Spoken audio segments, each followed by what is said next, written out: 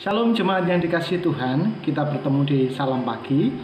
Saya ingin mengajak Bapak Ibu untuk membuka Alkitab kita di dalam 1 Yohanes pasal yang kelima, ayat yang pertama sampai ayat yang kelima. Setiap orang yang percaya bahwa Yesus adalah Kristus lahir dari Allah, dan setiap orang yang mengasihi Dia yang melahirkan, mengasihi juga Dia yang lahir daripadanya. Inilah tandanya bahwa kita mengasihi anak-anak Allah, yaitu apabila kita mengasihi Allah serta melakukan perintah-perintahnya. Sebab inilah kasih kepada Allah, yaitu bahwa kita menuruti perintah-perintahnya. Perintah-perintahnya itu tidak berat, sebab semua yang lahir dari Allah mengalahkan dunia. Dan inilah kemenangan yang mengalahkan dunia, iman kita. Siapakah yang mengalahkan dunia selain daripada dia yang percaya bahwa Yesus adalah anak Allah?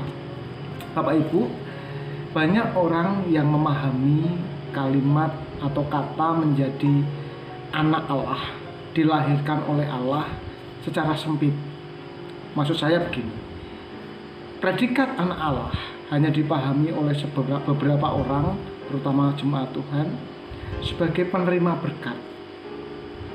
Kalau menjadi anak Allah, pasti diberkati, dan diberkati.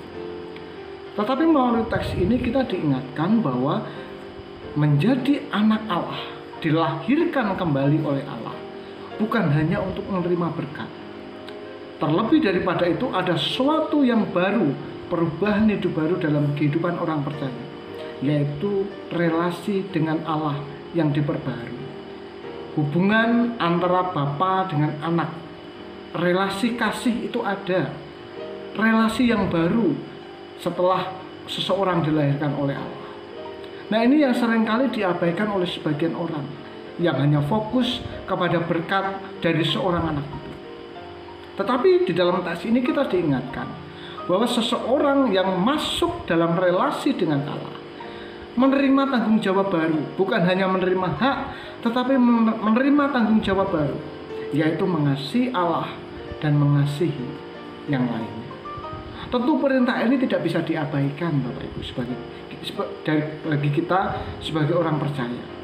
Dan di dalam mengasihi Allah dan mengasihi sesama itu ada 3 hal penting yang diungkapkan oleh Rasul Yohanes. Yang pertama, mengasihi Allah. Yang kedua, melakukan perintahnya. Dan yang ketiga, mengasihi sesama. Dan ketiga hal ini, Bapak Ibu, menjadi tugas tanggung jawab sebagai orang percaya, kita sebagai orang percaya. Tentu kita bertanya, bagaimana kita dapat melakukannya? Ada 2 hal yang dapat kita pelajari dari teks ini. Yang pertama, Bapak Ibu, perintah itu tidaklah berat, dikatakan di sini.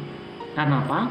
Karena Allah tahu kapasitas kita, Allah tahu kemampuan kita sebagai anak-anaknya untuk mengasihi, dan itu lahir dari iman kita. Inilah perintah yang harus kita kerjakan di bulan yang penuh dengan kasih ini.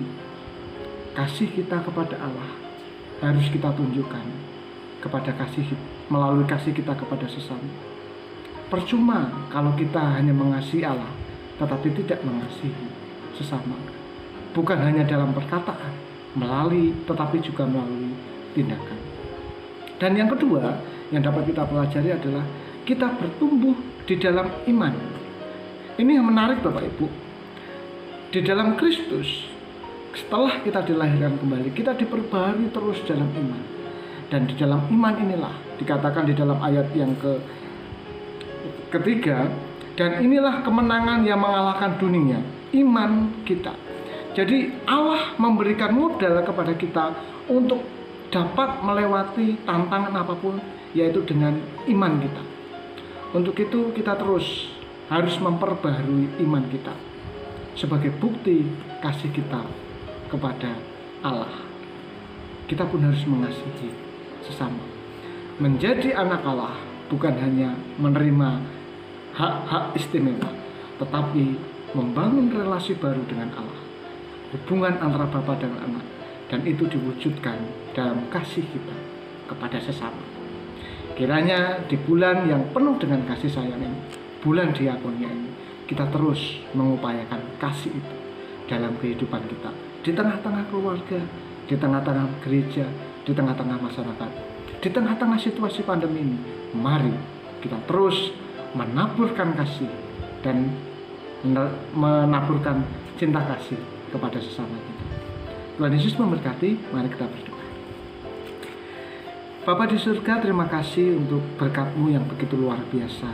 Kami ada sampai hari ini karena cinta kasih dan kemurahan-Mu. Untuk itu, sebagai anak-anak Allah, biarlah kami belajar mengasihi Tuhan dalam segala situasi. Dan wujud kasih itu dapat kami nyatakan kepada kasih kami kepada sesama. Di bulan yang baik ini Tuhan, ajari kami untuk terus mengasihi, berdampak bagi orang-orang yang ada di sekeliling kami.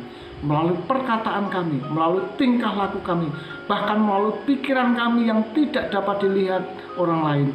Orang lain dapat merasakan bahwa Kristus hidup dalam hati kami. Berkati umat Tuhan yang ada di Salatiga maupun di cabang Salatiga ini, yang bergumul dalam kesehatan, Tuhan pulihkan. Yang bergumul dalam ekonomi dan pekerjaan, Tuhan yang akan memberkati. Terima kasih, di dalam nama Tuhan Yesus, Allah yang menjadi juru selamat kami berdoa. Amin. Selamat kembali melanjutkan aktivitas. Tuhan memberkati.